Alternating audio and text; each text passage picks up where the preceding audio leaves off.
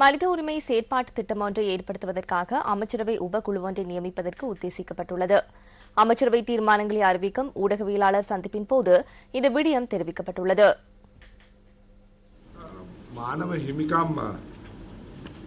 மனித உரிமை செயற்பாட்டு திட்டம் ஒன்றை ஏற்படுத்துவதற்காக அமைச்சரவை உபக்குழு ஒன்று நியமிப்பதற்கான யோசனை முன்வைக்கப்பட்டுள்ளது. நிமாஸ் ஸ்ரீபாலடி சில்வா, பெசில் ராஜபக்ச, ஜி.எல். பீரிஸ், மஹிந்த சமரசிங்க, ஆண்ட்ரோ பிரியதர்ஷனயாப்பா, டிலான் பெரேரா ஆகிய அமைச்சர்கள் இந்த குழுவிற்கு நியமிக்கப்படுவார்கள். குறிப்பாக அமைச்சர் மஹிந்த சமரசிங்க அண்மை காலமாக ஜனாதிபதியின் விசேட பிரதிநிதி என்ற வகையில் மனித உரிமை அமைப்புகளுடன் தொடர்புடைய நடவடிக்கைகளில் பங்கேற்றார். எதிர்காலத்திலும் அவ்வாறே அவர் நடவடிக்கைகளை மேற்கொள்வார் என்பதனை தெரிவிக்க விரும்புகிறேன். சர்வதேச நாணய நிதியத்திடமிருந்து அடுத்த தவணை கடன் தொகையை பெற்றுக் கொள்வது தொடர்பாகவும் இதன் போது கருத்து வெளியிடப்பட்டது. இரண்டாம் மற்றும் மூன்றாம் தவணை கடனை பெற்றுக் கொள்வது தொடர்பாக சர்வதேச நாணய நிதியம் நமக்கு அழுத்தம் கொடுக்கவில்லை. நாம் இது தொடர்பில் நிலையான தீர்மானத்தை இதுவரை எடுக்கவில்லை. நமக்கு தேவை என்றால் பெற்றுக்கொள்ள முடியும், நமக்கு தேவையில்லை என்றால் பெற்றுக் கொள்ளாதிருக்க முடியும். அது தொடர்பில் இரண்டு தரப்பினருக்கும் நிபந்தனைகள் கிடையாது. நாணய நிதியத்தின் தற்போதைய நிலைமை 1960-70களில் இருந்ததை போன்றல்ல. அது தற்போது நாடுகளுக்கு அழுத்தம் கொடுப்பதில்லை.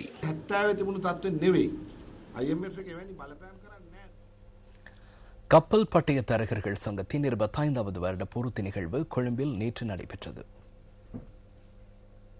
கப்பல் பட்டய தரகர்கள் சங்கத்தின் தலைவர் அலன் மாஷ் உள்ளிட்ட பலர் இந்த நிகழ்வில் கலந்து கொண்டிருந்தனர். எதிர்க்கட்சித் தலைவர் ரணில் விக்ரமசிங்க மற்றும் ஐக்கிய தேசிய கட்சியின் பார்லிமெண்ட் உறுப்பினர் கரு ஜெயசூர்யா ஆகியோரும் இந்த நிகழ்வில் பங்கேற்றிருந்தனர். நாம் தமிழ்நாட்டில் இருந்து 22 கிலோமீட்டர் தொலைவில் உள்ளோம். இந்தியா துரிதமாக அபிவிருத்தி அடைவதோடு குஜராத் மாநிலமும் அபிவிருத்தி அடைகிறது. தென்னிந்தியாவின் சிறந்த துறைமுகமாக மாறுவதற்கு எம்மால் முடியும். அதுபோன்று சீனாவிற்கும் துறைமுகமாக மாற முடியும். கடற்துறையின் ஊடாக மேற்கொள்ளும் வர்த்தகத்திலேயே இலங்கை தங்கியுள்ளது. முன்னோக்கி செல்வதற்கு நாம் இது தொடர்பில் அறிந்து கொள்ள வேண்டும். உலக நிலைமைகளை அவதானித்து அதன் மூலம் வர்த்தகம் மற்றும் அபிவிருத்தி போன்றவற்றில் ஆசியாவின் வாய்ப்புகளை நாம் பெற்றுக்கொள்ள வேண்டும். And grasp those opportunities that the global trade and the development of Asia will give us. கப்பல் பட்டய தரகர்கள் சங்கத்திற்காக சிறந்த பங்காற்றியவர்கள் இதன்போது விருது வழங்கி கௌரவிக்கப்பட்டதோடு கரு ஜெயசூரியவும் விருதொன்றுக்கு பாத்திரமானமே குறிப்பிடத்தக்க விடயமாகும்.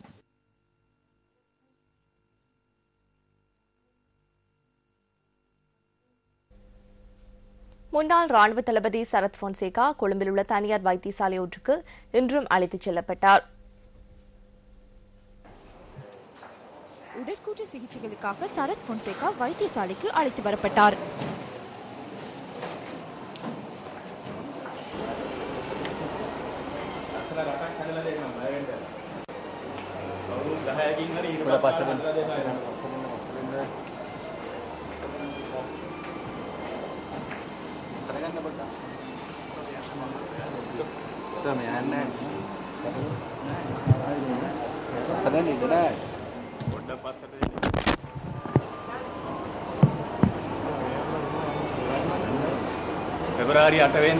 பிப்ரவரி 8ஆம் தேதி என்னை விடுதலை செய்வதற்காக போராடிய அனைவருக்கும் எனது நன்றிகளை தெரிவித்துக் கொள்கிறேன்.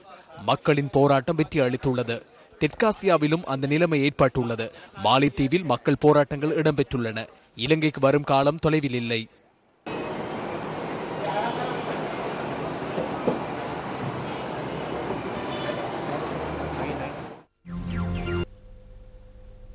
இலங்கை ஜனநாயக சோசலிச குடியரசு எனும் சுதந்திர நாட்டின் உதயத்திற்காக தம் உயிரை ஆகுதியாக்கிய சுதந்திர போராட்ட வீரர்களின் தியாகம் போற்றுதற்குரியது.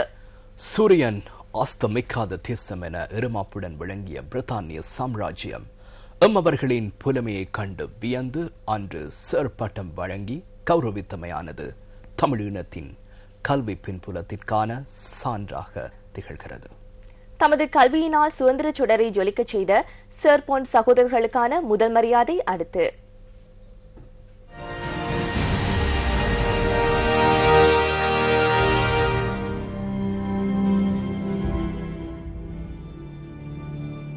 இலங்கையின் சுதந்திர போராட்ட வரலாறு நீண்டது. வெள்ளையர்களின் துப்பாக்கி சன்னங்களை துச்சமென எண்ணி நெஞ்சுரத்துடன் சமர்க்கிடம் புகுந்து ஆவி துறந்த விடுதலை வீரர்களின் வரலாற்றினை கடந்த நாட்களில் நாம் மீட்டியிருந்தோம். தமது புஜபலத்தால் மாத்திரமன்றி புலமையினாலும் வெள்ளையர்களுக்கு சிம்ம சொப்பனமாக திகழ்ந்த பல தலைவர்கள் வரலாற்றில் இடம் பிடித்துள்ளனர். அவ்வாறான ஒப்புரவாளர்களில் சேர்பொன் ராமநாதன் மற்றும் சேர்பொன் அருணாசலம் ஆகிய சகோதரர்களின் மதிநுட்பத்துடன் கூடிய சுதேசிய செயற்பாடுகள் வியந்து போற்றத்தக்கதே.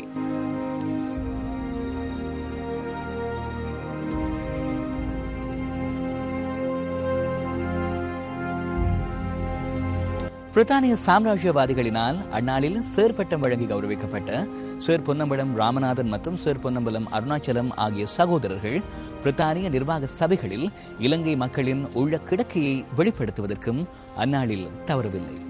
தமிழ் மக்களை அணிதிரட்டும் நோக்கில் 1919 ஆண்டு தேசிய காங்கிரஸ் எனும் அமைப்பை உருவாக்கிய சேர் பொன் அருணாச்சலம் அதனூடாக சுதந்திரத்துக்கான வியூகத்தை உருவாக்கினார். உண்மையாகவே சேர் பொன் அருணாச்சலம் இலங்கையிலே இருந்த அரசியல் தலைவர்களே மிகவும் மதிநுட்பமும் நுண்ணறிவும் கொண்ட ஒரு தலைவராக விளங்கியவர். 21ஆம் ஆண்டு சென்சஸ் குடிசெல்ல மதிப்பீட்டு அறிக்கையினுடைய தலைவராக அதனுடைய ஆசிரியராக இருந்து அளப்பரிய ஒரு சேவையை ஆற்றியவர். அவருடைய அறிவு, ஞானம், அரசியல் புலமை என்பனவெல்லாம் இந்த இலங்கை மக்களுக்கு ஒரு அதி உன்னதமான சேவையை கொண்டதாக காணப்பட்டதால் தான் அவர்கள் ஆரம்பத்திலே 1919 இலங்கை தேசிய காங்கிரசுடைய தலைவராக இந்த அனைத்து சிங்கள இஸ்லாமிய தலைவர்கள் ஏற்றுக்கொண்டதை இங்கே குறிப்பிட வேண்டும். கல்வியினால் உயர்வதை மேலை தேச கணவான்களுடன் சரிநிகர சமானமாக நின்று தமது உரிமைகளை பெற்றுக் கொள்வதற்கான வழி என்ற தீர்க்க தரிசனத்துடன் சேர்பொன் ராமநாதனால் அந்த நிர்மாணிக்கப்பட்ட பரமேஸ்வரா கல்லூரி இன்று யாழ்ப்பாண பல்கலைக்கழகமாக கம்பீரமாக காட்சியளிக்கிறது. அரசியல் சீர்திருத்தங்கள், ஜாப்பு சீர்திருத்தங்கள் என்பவற்றை முன்னிலைப்படுத்தி அதன் மூலமாக சுதந்திரத்தை பெற்றுக்கொள்கின்ற ஒரு நோக்குத்தான் இவர்களுக்கு காணப்பட்டது. அந்த வகையிலே தான் சேர்பன் ராமநாதனும் அவருடைய சகோதரராகிய சேர்பன் அருணாச்சலமும் தங்களுடைய நடவடிக்கைகளை மேற்கொண்டிருந்தார்கள். மதியுகம் நிறைந்த அரசியல் தலைவராக வரலாற்றில் இடம் பிடித்த சேர்பன் ராமநாதன் 1915ஆம் ஆண்டு சிங்கள முஸ்லிம் கலவரத்தின் போது சிறை வைக்கப்பட்ட சிரேஷ்ட சுதேச தலைவர்களை விடுவிப்பதற்கான முயற்சியில் ஈடுபட்டு வெற்றியும் பெற்றார். இற்றில் இன, மத, வர்க்க, குல வேறுபாடு இன்றி பணியாற்றிய ஒப்புரவாளர்களின் பகீரத பிரயத்தனத்தினால் 1948ஆம் ஆண்டு பிப்ரவரி மாதம் 4ஆம் தேதி சுதந்திர தேசமாக இலங்கை விடுதலை பெற்றது.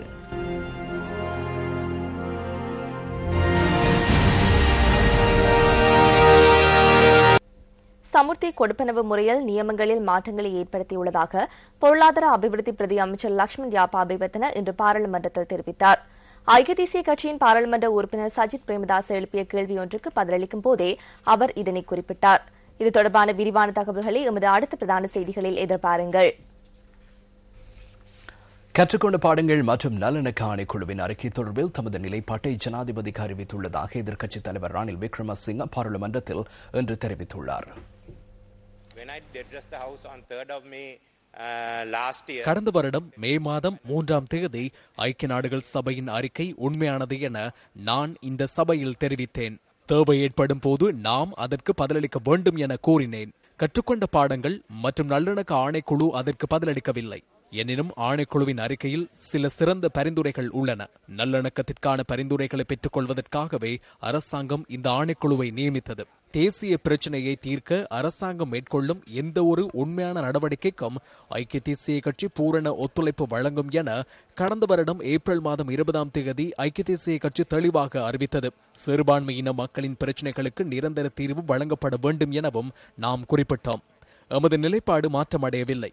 தேசிய பிரச்சினைக்கு தீர்வு காணும் முயற்சியின் போது அரசியல் கட்சிகள் குறுகிய அரசியல் நோக்கங்களை கைவிட வேண்டும் என இந்த அறிக்கையை சபையில் சமர்ப்பித்து சபை முதல்வர் கருத்து வெளியிட்டிருந்தார்.